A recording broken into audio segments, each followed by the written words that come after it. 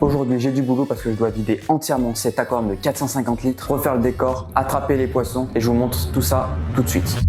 Cet aquarium-là, je l'ai fait il y a 3 ans. D'ailleurs, je l'ai fait en vidéo avec Gab. Donc c'est un 450 litres de 150 par 50 par 60, biotope Tanganyika. Le lac Tanganyika, c'est un grand lac en Afrique et donc l'idée avec cet aquarium-là, c'est de reproduire le nid d'un des poissons de ce lac-là.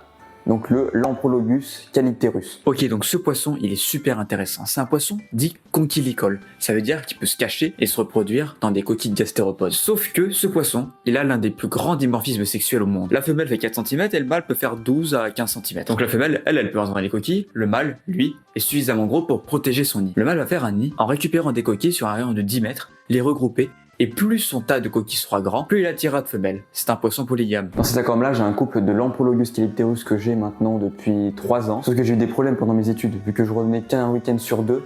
Ils ont pris un pic de nitrite, donc j'avais vraiment le seum. Et depuis, mon mâle, il hyperventile tout le temps. Il mange beaucoup moins, il est maigre, il a pas beaucoup d'appétit. Il vient toujours demander de la nourriture, mais c'est très compliqué de le nourrir. Bon là, vu que je suis devant, il est caché, mais normalement, il se montre un petit peu plus quand même. Et avec les calypterus, j'ai Salto-Lamprologus compressiceps. Localité Cantalamba. C'est des poissons pétricoles, mais les miens, vu que je les ai que depuis 3 mois, ils sont encore bien conchilicoles et le mâle est quand même vachement peureux et il est toujours planqué. La femelle, elle reste toujours proche de sa coquille. Au niveau du scape actuel, du coup, on a des énormes pierres, du sable très fin et non abrasif, cette magnifique cryptocorine au milieu et une 70aine de coquilles pour vraiment reproduire le nid du calypterus. L'aquarium est chauffé à 23 degrés, on a un pH environ de 8,2. Le pH, c'est assez facile de le faire remonter très haut avec des coquilles, du sable coquillet et beaucoup de remues en surface. La lumière sur cet aquarium là, c'est une Twin Star Bayline, donc les anciennes générations. Et je sais pas si vous voyez là actuellement, mais à la caméra, elle fait un espèce de grésillement dégueulasse. Franchement, c'est chiant pour filmer avec. Alors au niveau de la filtration, on a un Neheim 2250 qui a vraiment un look de grosse poubelle en fait. Mais ça marche quand même vachement bien ce truc. Donc là, vous vous demandez certainement pourquoi il y a un espèce d'autobloquant dégueulasse dessus. Si je l'enlève, je sais pas si on entend, je me rapproche. Ça fait un espèce de gros bruit parce que si vous voulez, je baisse vachement le niveau maximal, donc le débit qui est de 2250 litres/heure, ce qui fait que ça augmente la pression dans la pompe et ça fait plus de bruit. Forcément, quand vous voulez faire ce genre de truc, il faut avoir des bons joints, des joints qui tiennent derrière.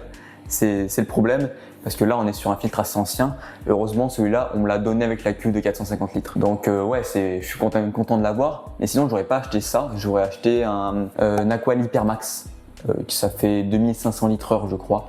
Et pour un 450 litres c'est super bien. Un autre truc qui est vachement bien avec ce filtre, c'est la sortie d'eau. Donc là j'ai branché directement un tuyau d'arrosage qui mène à un trou dans le mur de la fish room. Et ça fait une évacuation directe. Donc là si je l'ouvre, on entend ça coule, mais là vous n'allez pas l'entendre à la caméra je pense. Donc les poissons on va les mettre dans la glacière avec un bulleur, ça permettra d'éviter tout ce qui est l'hyperventilation du calypterus, même si dans tous les cas il va le faire parce qu'il le fait constamment. Et ça permettra aussi évidemment une bonne oxygénation, tout ça. Et la glacière c'est pour garder une température adéquate. Donc là maintenant il ne reste plus à faire une chose, c'est ça.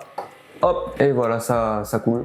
Tout simplement, je vous ouvre la vanne. Ça c'est tellement pratique. Alors c'est comme là je vais le refaire parce que déjà ça fait 3 ans qu'il n'a pas bougé.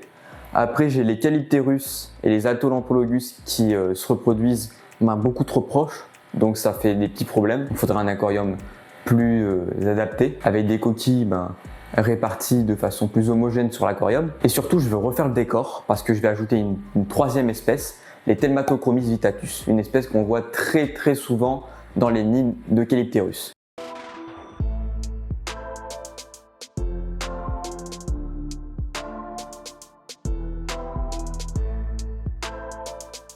Hop, je vais prendre la femelle Salto-Lamprologus, elle est dans cette coquille-là. Elle est là, je sais pas si on la voit. Regardez un petit peu la taille de cette plante, elle est magnifique. Un beau vert et tout. Quand je l'ai eu, elle a eu beaucoup de mal à partir.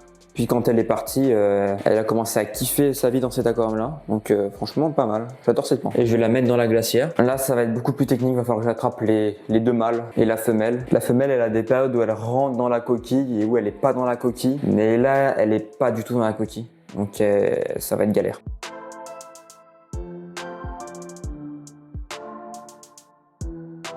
Voilà, donc maintenant, la stratégie, ça va être de prendre les 2 mâles et de les ramener dans cette zone-là qui est vide pour les épuiser. Sur le papier, c'est simple, mais en vrai, ça l'est pas du tout.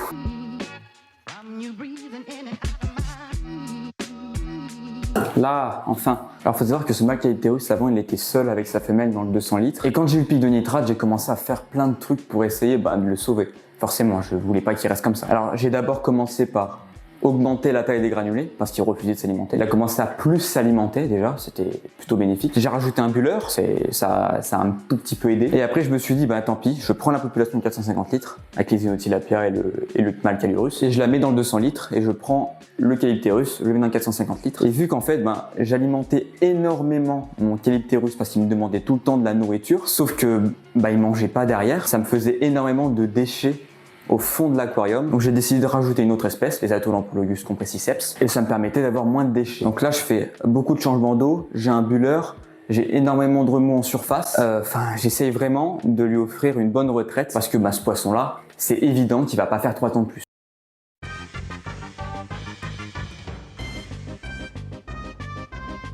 Ok, c'est tout bon, on a les 2 poissons ici et là.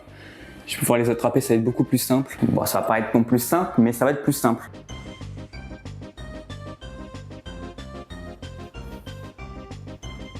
Voilà la femelle Calypterus. Elle par contre, elle mange bien la cantinelle. J'ai réussi à l'attraper à la main. On va vite le poser parce que je vais déplacer les poissons sous le meuble, là où ils me gêneront pas. Ils sont pas dans le passage, ils sont au calme. Et je vais vider entièrement la cuve pour commencer à mettre les nouvelles pierres. Bon ok, alors l'aquarium est entièrement vidé. Je vais pouvoir attaquer le décor. J'ai foutu tout le sable d'un côté. J'ai fait une sorte de rempart avec des pierres pour éviter qu'ils sortent. Donc on va pouvoir commencer à placer les premiers éléments ici, là. Pour la réalisation du scape, je vais rester sur le même type de pierre. J'utilise des sacs de pouzzolane pour ajouter de la verticalité à mes roches. Je place mon plus gros élément au second tiers de l'aquarium. Pour reproduire le lac Tanganyika, je ne mets pas de racines et très peu de plantes, car c'est un grand lac africain et le biotope que je reproduis est souvent loin des berges, là où il n'y a que des coquilles, du sable et des pierres. Les autres roches sont là surtout pour compléter la pierre principale.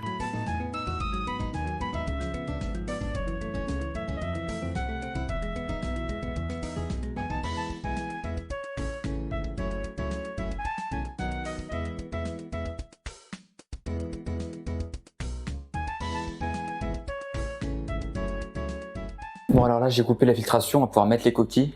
Ça fait 1 heure et quelques que j'ai rempli entièrement l'aquarium. Il commence petit à petit à s'éclaircir. Je le fais aussi chauffer évidemment parce que je veux attendre qu'il soit à une bonne température avant de mettre les poissons. Et après d'ici 1 ou 2 heures je vais pouvoir passer à l'acclimatation. Pour l'acclimatation ça va être vite vu que c'est à 40% la même eau. En fait c'est comme si je faisais un changement d'eau de 60%. Mais du coup c'est pas exactement la même température, il y a 1 degré de décalage. Là on est à 22, ici on est à 23, mais ça devrait pas poser grand problème, donc ça va être vite. Je vais venir prendre mon câble.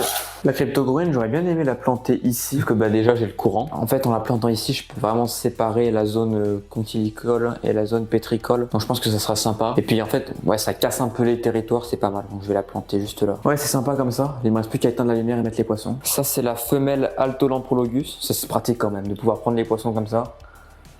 Et là la femelle Calypterus. Voilà le mâle Calypterus.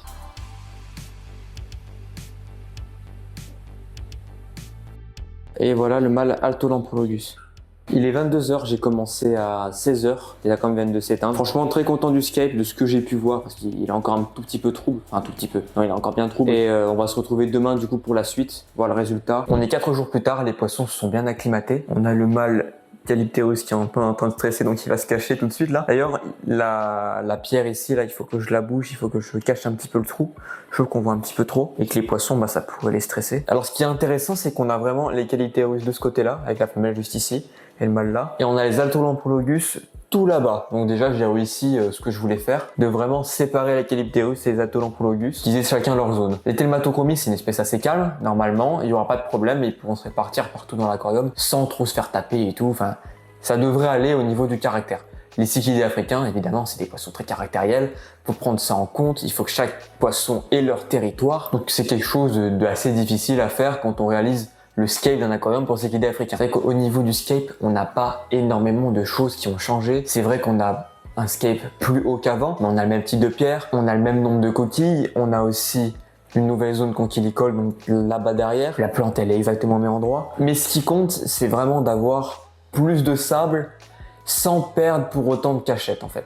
C'est ce que j'ai essayé de faire. Semaine prochaine, il y a les Telmatochromis Vitatus qui arrivent du coup. Donc il y en aura 6, 2 mâles, 4 femelles. Et vous pourrez voir tout ça dans une vidéo qui sortira la semaine prochaine où je vous montrerai vraiment comment maintenir des poissons quand ils collent. Je vous présenterai un petit peu plus le lac Tanganyika, les niches écologiques qui s'y trouvent, les poissons vraiment très intéressants. Je vous ferai espèce par espèce. Et ça sera vraiment pour moins de 100 litres ou 100 litres. Bref, les Telmatochromis, ils vont d'abord aller en quarantaine, puis dans le 450 litres. Et si je vois qu'il y a encore de la place pour une autre espèce, je rajouterai peut-être des Codopunctatus. Bref, merci à vous d'avoir regardé cette vidéo entièrement. C'était Nathan et à la prochaine pour une autre vidéo.